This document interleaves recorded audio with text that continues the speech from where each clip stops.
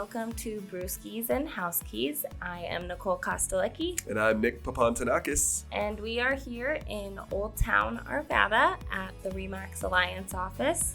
And yeah, hanging out, drinking some beer. Back to beer. With alcohol in it. It is a little odd that we have a Brewskis and Housekeys podcast where we didn't drink brewskis for a full month, but it was good. I feel like I learned a lot, actually. I did too. And I know which non-alcoholic beers are better than the others. I think that was one of the big takeaways. Some of those were, no offense, not our favorites. Some of them were, you couldn't even tell. Yeah. Some fell short. Yeah. And I think that last one we did, really, truly, that was probably the best one, the well-being one. That was the colorful. Oh, no. I liked the colorful one. Oh, the untitled art. Yes. Right? Yeah, that one was good, too. Yeah, I thought that was... Mm-hmm. The San Diego one was good, too. That first week? Yeah. First week one? Oh, Athletic. Yeah. Athletic. I think they might be Athletic. The one. Yeah. The top. Anyways. But, you know. They were at the beer festival, right? They were at the beer festival and they had a line. I thought that was crazy.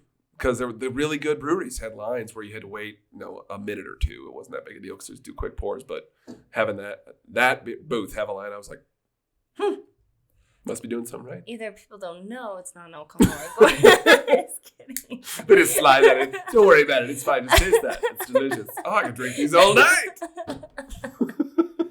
Oh my gosh. I feel great. Way more often.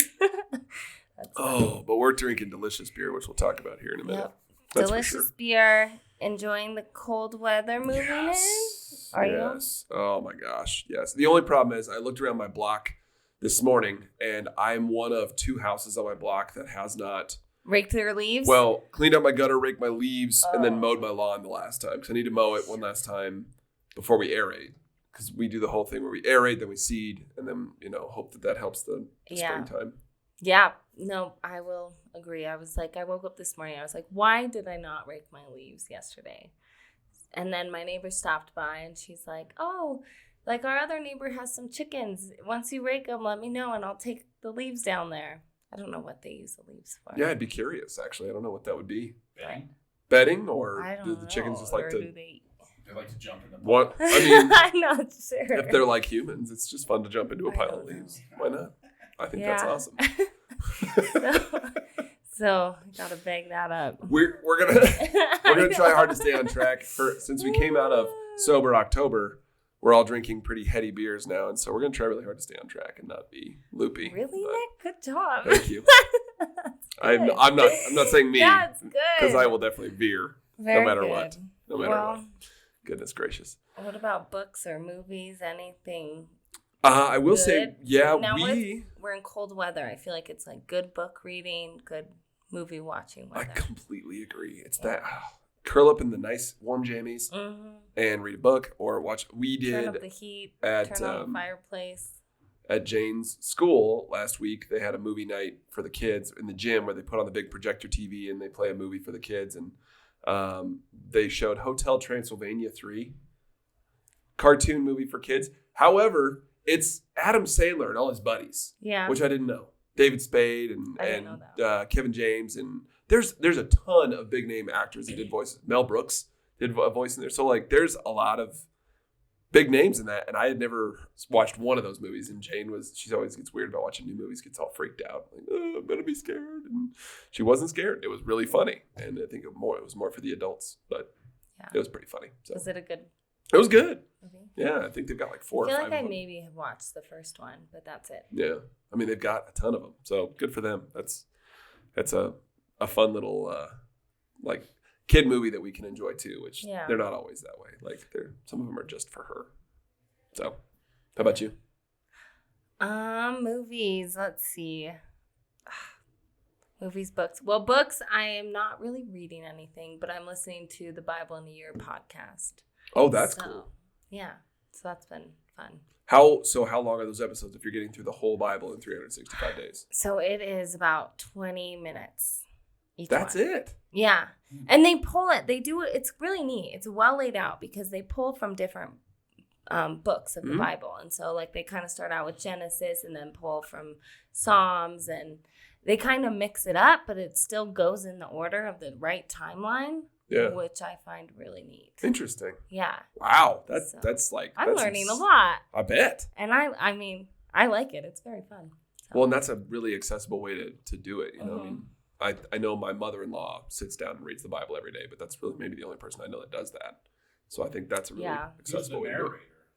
narrator? It's a priest, Father Mike Schmitz. Cool voice. Yeah. Yeah, he's a very nice voice. A really nice voice or two is key for Yes. a good podcast. I think so. I've found. Yes. And a good laugh. That helps Yep. too. Oh, thanks.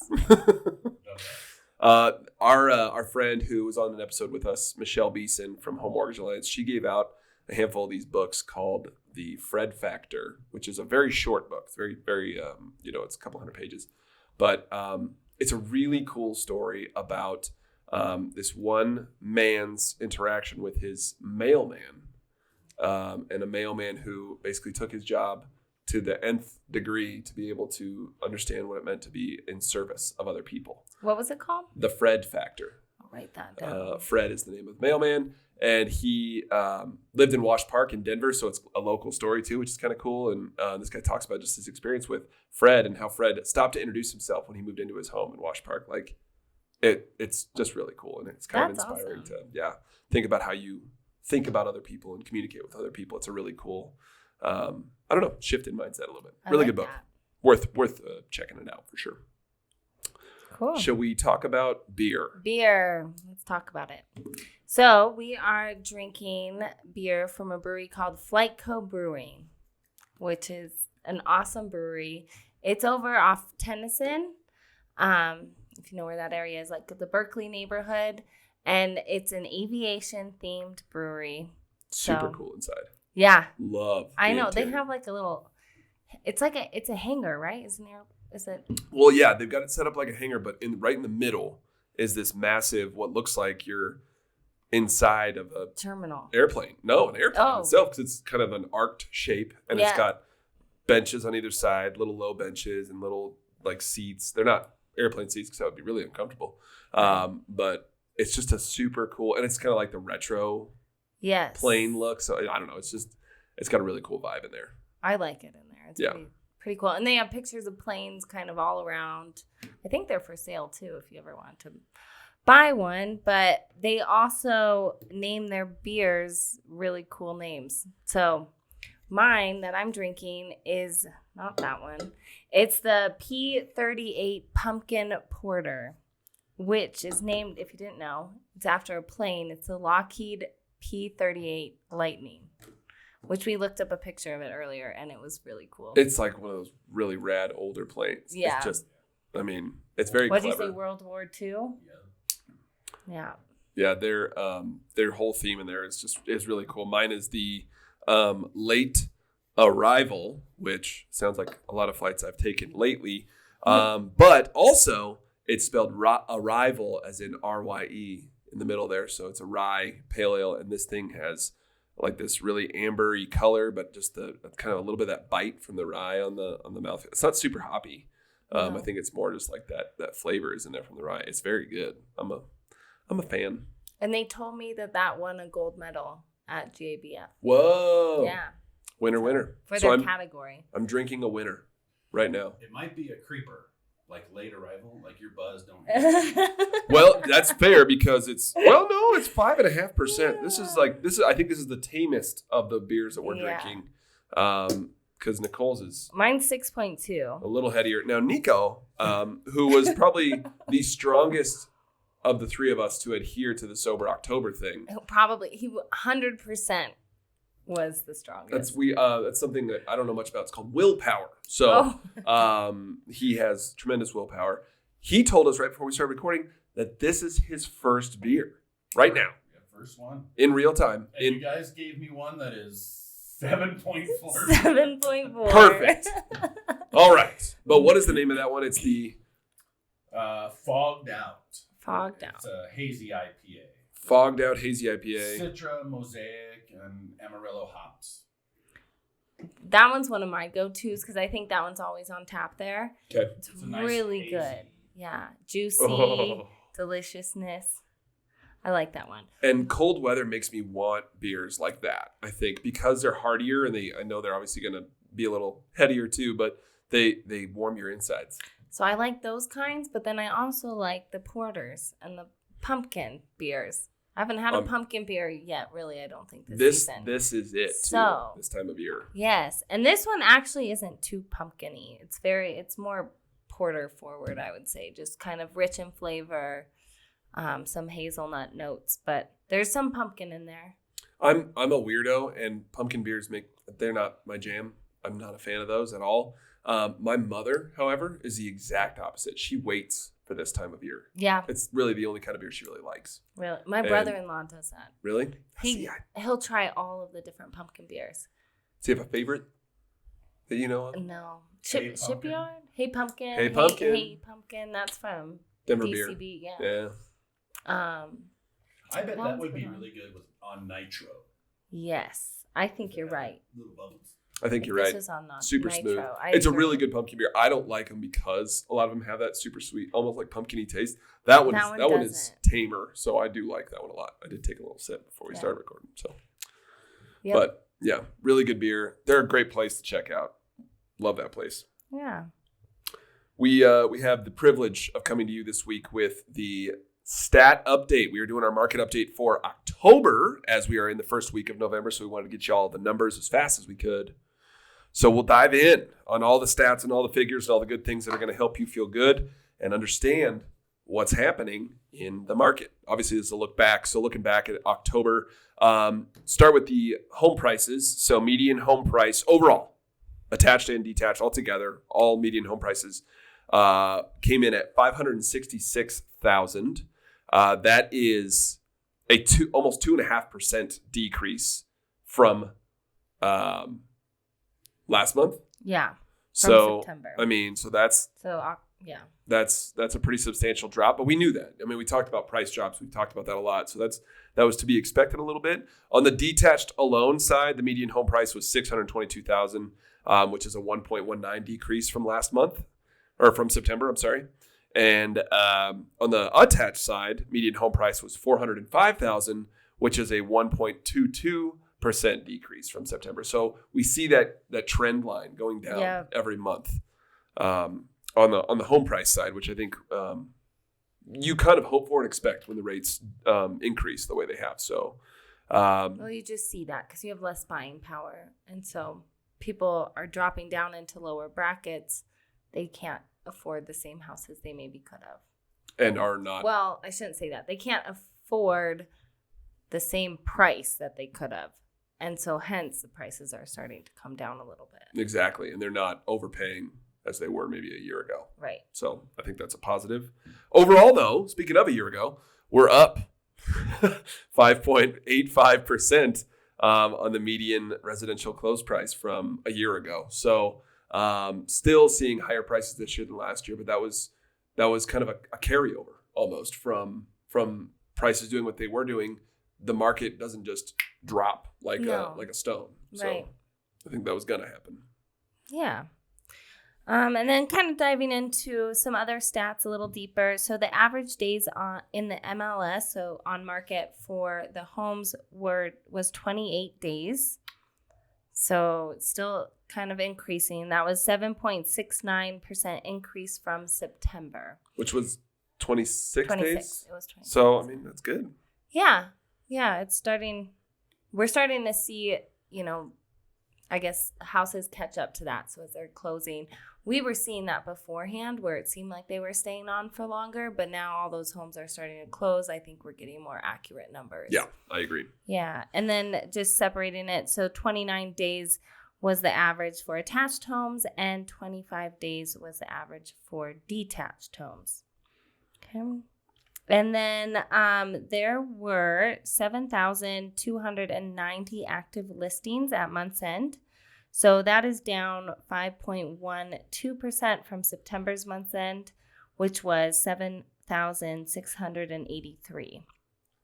An interesting number is a 115% increase from September or October of 2021. So even though it's a little bit down from the month prior. I mean, really, we're just seeing that inventory continue to climb in a overall way. We're seeing it stabilize is what we're seeing. There you go. So we have enough inventory for 3.2 months worth. And a balanced market is between 3 months and 6 months. So we are sitting in that balanced market, which is a good thing because, I mean, you want to have a stable market, right? It's just less stress for a lot of people. And do you remember? Yes. I mean, average was 8 days on market for a while. 8, 6. I mean, yes. What? What is that? That's insanity. Right. No, So- it would. Yeah. It's nice for people to be able to take their time and look. And then it also creates a healthy, for a healthy market just for everyone, really. And it's not inflated one way or the other with pricing or days on market or any of that. So I agree. That's 100%. Couple other things. So new listings did decline from last month to this month. So the new listings that came on the market in September was 5,237. And then in October, we had 3,887. So 26.73% decrease, basically, of amount of listings coming on the market. New listings, that is. And I think that might be because people are either maybe waiting to put their homes on or maybe a little bit nervous with the market. I think, and we'll touch on this, I think, a lot from both perspectives, but I think it has a lot to do with so many factors. Yes. Obviously, the market itself, just if you isolate that and the rates doing what they're doing, has caused a behavioral change. But then you add in, we're getting close to the holidays. Yes. And you add in that it's an election year. It's a midterm election year, but it's still an election year. There's a lot of factors. So I do think that 100%, I agree with you that it drives behavior. It does. Mm-hmm. Yeah. And the holidays, that's a good point because I think either people are trying to get into a home real quick before the holidays come because they just want, like I had someone call me on one of my listings that they want to be in by Thanksgiving. I was like, okay, well, we can make that work. Sign me up. Yeah. And it's true, though. That's what you do. You see that. So people want to be settled in by then. Yeah, so they can enjoy the holidays. Or, I had somebody tell me that's buying. They said, I'd love to move before the snow really comes in. And I get that too, So that's another piece. And then vice versa. Maybe some of the sellers are just waiting because they want a place to live in through the holidays, Enjoy one last Christmas in our home. Yeah. That's a good way to look at it too. Yep. Last but not least, interest rates. I looked that up and they are at 7.643 for a fixed year, or fixed rate 30-year loan. And that's an interesting stat because I feel like there are new products by the day that lenders are putting out. And I saw a stat about, investment loans and or 15-year fixed, and the fact that there is such a huge drive towards those lately, it seems, for people because of the rates that they can get for those kinds of things. So it's just been a very interesting time to see it flex and move. And I know the Fed, I think if they haven't already, they are planning to raise it another 75 basis points again. So there's no sign of that slowing down. Right. So we'll keep an eye on that. I do think elections, we'll see what happens after that. Who knows? Yeah. So that will have an impact. We know that. Yeah. We don't know which way though. No, we are probably we know some, but we are not the experts. And so we should bring on. What do we like to say? We know enough to be dangerous. That's what we know. So so let's talk a little bit about what that means for people. Talking about from the side, if you're looking to buy right now on the buyer side, there's a lot of that sense of doom and gloom and woe is me and this is hard and rates and I don't know what's happening. I don't know if it's the right time. I think there's an element of that leaches in and actually creates a negative headspace for people. So I think, remaining positive is a big part of this. I'm going to make a sweeping declaration and say that it's actually a really good time to get a deal on a home. And I'm not saying that because to be self-serving, I'm not saying that because I want your money. I'm not saying that because I want to, whatever. And I'm not saying that because it's fun to stir the pot, because I don't love doing that. I actually enjoy the opposite. I really believe that. There's a lot of behavioral factors within the market that are driving other people away. Mm-hmm. And so if you are serious, if your plan is to buy right now, then hunker down and do the work. I mean, it's possible to do and actually get a potential deal. Right. Because, I mean, other people are waiting. Maybe, I'll wait for a little bit longer. And, you just don't know. But might as well buy now. If rates keep increasing, then you bought lower, right? You bought at a low rate. And if they do come back down, you can refinance. Well, and everybody's situation is unique. We say that all the time. It's the right time when it's right for you. But, you're not married to the rate. We made that, that comment. And I know you said a client made that comment, which I think is really cool. Yeah. you marry the home, you date the rate. You don't have to be committed to that rate for the full 30 years. Almost nobody does that. Right. Oh, I don't think anybody does that. I don't know. I don't have the stats on that, but I don't think anybody really sticks with the same rate, the same mortgage for 30 years. They've guaranteed their refinance at least once. So it's okay to do that if you love the home. Right. One of the other big pieces that I just want to, put out there is that this is not 2008. This is not a crash. There's not a crash coming. So do not behave like it's 2008. Do not think that, the sky is falling. It's good to have a more, composed mindset if you are going into this as a buyer and serious about being a buyer. That fear and doubt really do bleed into the mindset. And I think that it's important to trust your gut. If your goal is to buy right now, if your goal is to be a buyer and, you're active in the market, then stick to your plan, make your plan and stick to it. Right. And trust your gut, trust your heart. Listen to your agent, make that plan together and really follow through with it. Couple of thoughts if you're a current homeowner or you're looking to buy an investment property, just some strategies to consider as well right now. In the city and county of Denver specifically, they will be requiring licensing for landlords starting in 2024. Yep. And a lot of people are getting a jump start on that now. So if you are an owner, first of all, in city and county of Denver, you might want to get on that pretty soon in the next few months. But also, if you are thinking about buying an investment property or rental property, know that that's going to be a part of it. Cost is minimal, but it's a process. It's a bureaucratic process like anything else. So there's that. The other piece is, a lot of these homes that are on the market that may be in like that fix and flip realm, it tends to be more the investors that go towards those.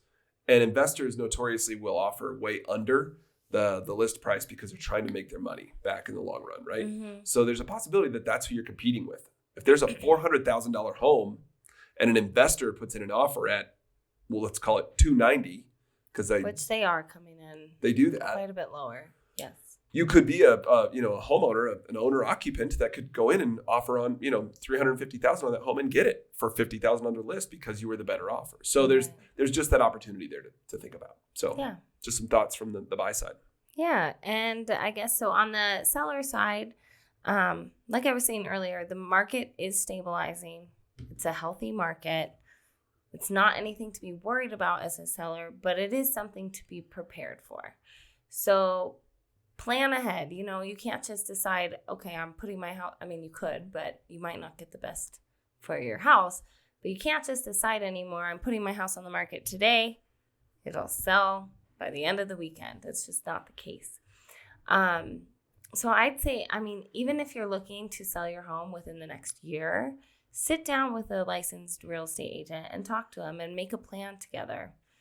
Really, I think it's very important. If there's certain things that you need to do to your house, your agent will help you kind of guide you on what might be the best ones to get the best possible outcome. So painting, redoing floors, something like that. Yeah, is it worth my money to redo my whole kitchen? Am I going to get that money back on selling the home?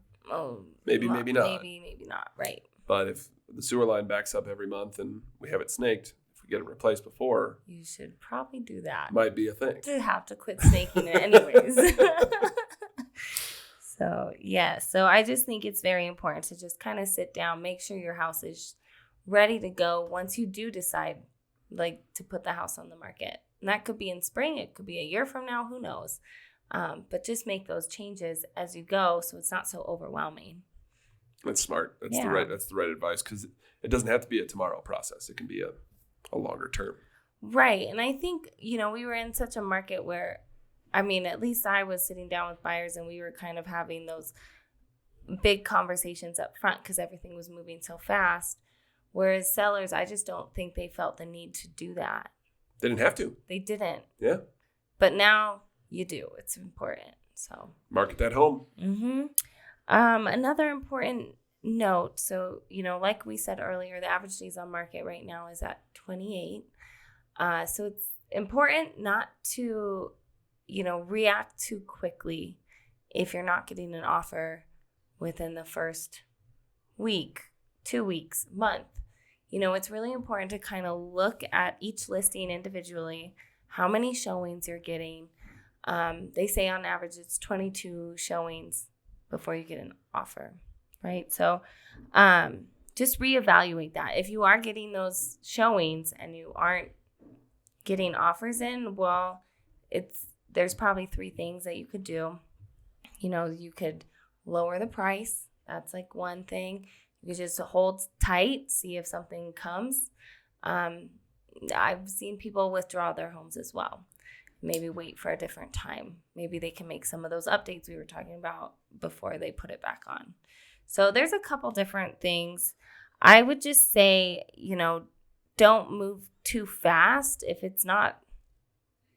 don't get an offer in 2 weeks, I don't think you really need to drop the price right away. I would say just kind of wait and see. And everything's different, but especially if you're not getting quite that many showings, just like hold off and wait till the right buyer comes because they're taking their time more. Yeah, and if your motivation is not such that you need to sell, I need to sell right now, kind of thing. Absolutely. If that's the case, then you might want to come on lower than you would. That's a great strategy, I think, and it's all going to be dependent on that person's very much situation. Yeah. Yeah. Really look into, if you're not getting the showings, maybe re-strategize your marketing. Work with some people that you can kind of try and think of things outside of the box. So it's where a good agent comes into play. Yeah. And a good marketing guy. And a good marketing guy. So, yeah. Another thing, and actually I think this is important to just touch on, as a seller, so I have advised some of my sellers to check if their loan's assumable. That's a great idea. Right. And so we're talking about different loan options. And what an assumable loan is basically the buyer gets to take over the loan that the seller has at the rate they had it at. Now, there's a lot more nuances to it, and not all loans are assumable. Most conventional ones are not, but some of the FHA, the VA loans are. And if it's assumable, like there was a house that I had shown some buyers, and they had an assumable loan, and it was like $400,000 at 2.675. Pocket change compared to yeah. So they're out there. Deals are out there to be had if you are prepared and ready, and then you see one of those as a buyer, jump on it. As a seller, that helps sell your home too, because buyers aren't paying as much of monthly payments. So if I'm out there with a buyer and I see that, I'm drawing their attention to it. I'm saying, listen here. I know you we saw 5 houses today, and this one was in the top 2. To help set it apart, maybe you could assume this loan. I sent that house. Yes, I sent the house to like 10 different people that I know are like semi, okay, maybe in a bit I'll buy a house. I was like, get this. You could just jump on this. Yeah. That would be a better idea. So, yeah. Well, that's about it. Those are good strategies. I think this is a good time to have these conversations. So pick up the phone and call us too. We want to have these conversations. It doesn't have to be, hey, I'm looking to buy right now, or hey, I'm looking to sell right now. Make a plan. Let's talk about this. Right. Talk about it. That's what we're here for. We're agents. This is our job, right? We sit here and talk on these microphones. We love talking. So pick up the phone, give us a call. We'll pick up the phone, call you. We can't help it. Yes. We like it. It's part of our job. Agree. That takes us to the close. Thank you so much for being here for the market update for October. As always, thank you to our brewery that took care of us this week, FlyteCo. Check them out. We'll get their address and all that good stuff put in the notes. And if you haven't already, which hopefully by now, because this is episode 21 of our podcast, we are officially one person that's allowed to drink brewskis old in this podcast. Then if you haven't already, please like our page on YouTube. Please subscribe to our page on YouTube. And then also hit that subscribe button on Apple Podcasts and Spotify so you can get our content every single week. Yes. And outside of that, please also drop us notes either directly on Instagram, drop us notes on reviews and stuff on podcast platforms and YouTube. We appreciate them. Share it. And yes, share us with your friends. Tell your friends. And last but not least, thanks to the crew. And salud. Cheers. Oh, you do have beer left. He's happy to have that beer. I'm nervous about that.